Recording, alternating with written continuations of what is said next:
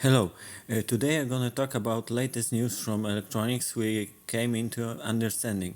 So maybe I will start from my favorite audio section. 1. Let's talk about what is indeed high-end audio equipment. So today we have very limited options, especially when you are not one of these guys that saved all the physical music sources from the times before year 2000. Even then, it is still a problem to use them. Old cassette players once a while ruins your precious playlists, being ashamed that anyone would dare to play them without even checking the whole deck system. With proper knowledge, you should go to this time. Old vinyl records are being blocked, squashed, and ruined by badly weighted arms or using budget needles while scratching on loosened to the maximum mechanism. CDs and their many similar brothers and sisters are not even worth mentioning. Collections are not only getting unreadable from underestimated scratches, but even decay in the weird way without any serious damage. Besides, all these things have on them tracks that are usually in worse form and quality than 128 kilobytes per second MP3s. And anyhow, sooner or later all end up in the cipher. People don't recap normal audio cassettes; they are ripping CDs if they are available, or they seek for 8-track versions, especially when they have new 8-track player that prices are not smaller than when they were advanced new technology. We can buy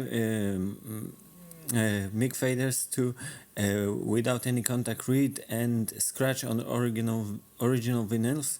We finally have masters, remasters, and chances, remixes and remixes of remixes that make all recordings look silly with their 0 to 10,000 Hz bandwidth.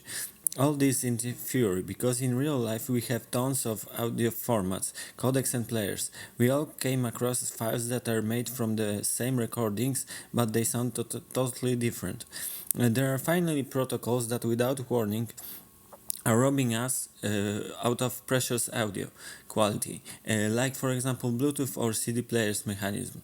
First can be poorly configured, use its own codecs, or simply because of budget savings, minimalized and cut comparing to the normal versions. Just like today's CD players are in the most cases a lot worse than, for example, original Sony ones from 30 years earlier. We were miserable for a moment, but going back to our question, today's standard audio equipment will be 1. Data center with high quality files. We store our audio files best with internet connection and proper computing power, not to lag while streaming or playing. 2. Music cards, cheap dedicated add-on, ideally with some extra features that will somehow improve our recordings, or simply divide, upscale them for more than 2.0 stereo systems. Next, preamp or and amplifier, until that will allow us to hear everything loud and clear. Maybe even give us opportunity to, I don't know, rotate the bass reflex, who knows, mid-sections treble. Sometimes I look at some fancy faceboards having these gorgeous looking analog potentiometers for even 10 bands of the old school 0 to 20 kHz equalizer. And our sound system cables and ends in form of speakers, tubes or subwoofers. And this is all we need today. Unfortunately, it is all being sold at so many variables and forms, possible to connect everything from different places and optimized more or less for different tastes, that most people ends up with really poor audio quality from overall. Let's start from talking about audio file formats, because without properly recorded and packed files, we are backed in quality at the beginning to the end. A. Raw audio. Audio in formats such as RAW or 32-bit WAV that are not compressed anyhow, so they are massive in size without what can be a reason that they may be lagging while being read playing. B. Lossless formats.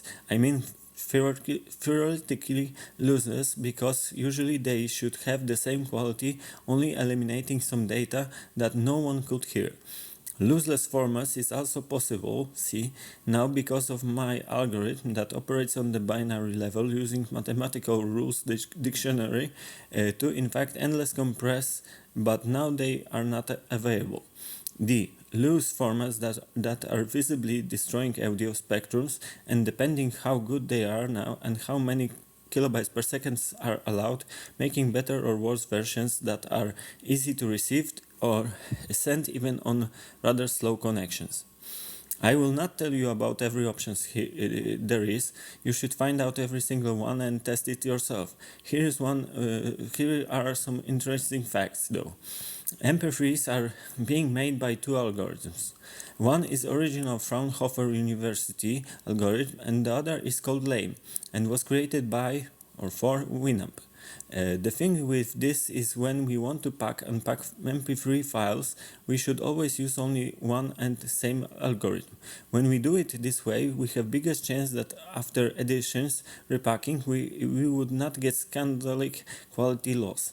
It is good to experiment with constant variable bitrate, bandwidth sizes, or if we have these options, high-Q MP3 option. In the past, 128 kilobytes per second was minimum, about 170 was considered high quality, and 256 plus was just opinion waste. Today we have a lot of 320 kilobytes per second, 0 to 22.5 kilohertz, in not even 44,100 but 48,000 bandwidth size files, and nobody is mad. Look out for 60, 24, 32-bit options. They are making the files more or less flexible with the possible volume level. The thing is that when you master the track to 16 bits, you have to optimize it to 0 decibels level max. Your mixdowns that will overcome this level will be either normalized or flattened. 32 and 24 bits ones can be mastered to 2 times 60-bit level and may have more possible volume amplitude levels.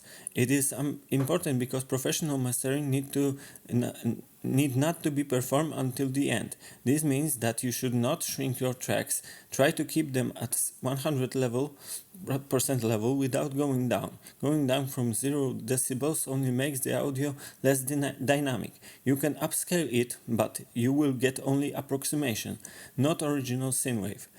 You do this few times and the quality suddenly doesn't meet standards. Good thing with 24 or 32-bit files is that you can master recording up to the 2 times level and it, in the end, scale it to 100%. Doesn't have to perfectly aim it. Today, main problem we have is with the records, robberies, changing the files for worse, and even on cloud services, having many different versions of same codecs destroying codecs and making them sound terrible. Repacking the audio parts once again in the video compression processes, often changing the format or bandwidth, sometimes upscaling only theoretically their parameters, and sometimes hardly downscaling them. There are not many programs that will even try to give you every option possible. I do not talk about how it works or rather not work. Add to all these problems hosting problem, connections, speed issues, budget cuts, lazy work, data crashes, simplifying because not hearing, etc. And you know why today it is hard to obtain really HD HQ music, not even in more than 2.1 speaker version.